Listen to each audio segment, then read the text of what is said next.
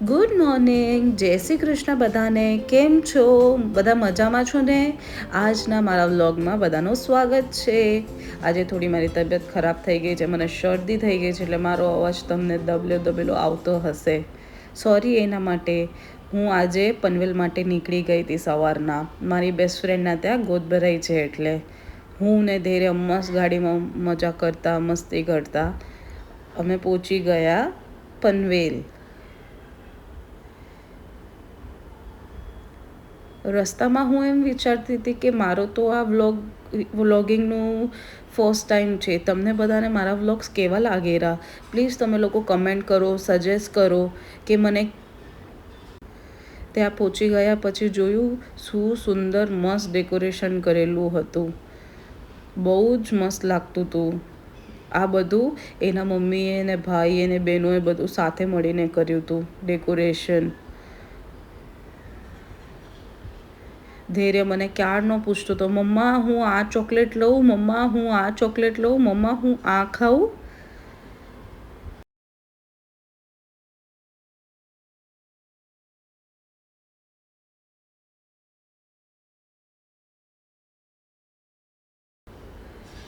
અમારી best friend અને એના હસબન્ડની એન્ટ્રી થાય છે. કેટલી મસ્ત લાગે છે, કોઈની નજર ના લાગે.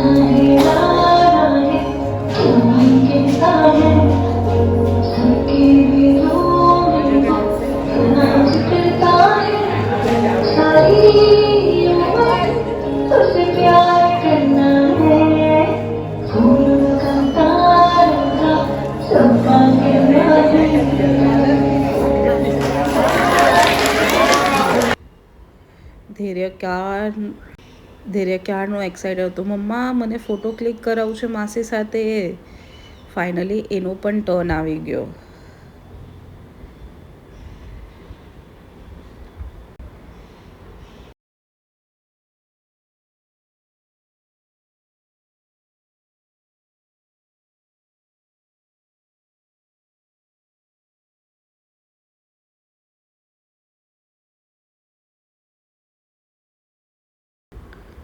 પ્રોગ્રામ પૂરો થઈ ગયો અને અમે પાછા નીકળી ગયા ડોંબિવલી માટે.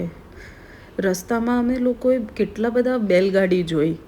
તો એક બેલગાડી ટ્રાફિકમાં ઊભી હતી. તો મેં પૂછ્યું, ભાઈ તમે આ બેલ ક્યાં લઈ જાઓ છો?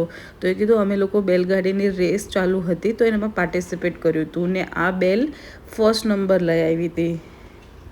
ઘરે પહોંચીને મેં પાસ્તા અને ચીઝ ગાર્લિક બ્રેડ બનાવ્યું હતું. બહુ જ યમી બન્યું હતું. આ થોડા બહુ ક્લિપ્સ છે ગોવાથી. મારી ભત્રીજીનો બર્થડે હતો તો બધા બીચ ઉપર ગયા હતા. શું વ્યૂ છે, વાવ.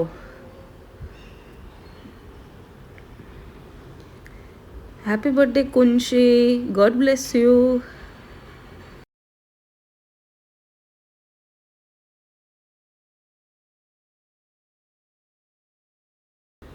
હવે કાલે મળશું. Thank you. લાઈક કરો, શેર કરો અને સબસ્ક્રાઈબ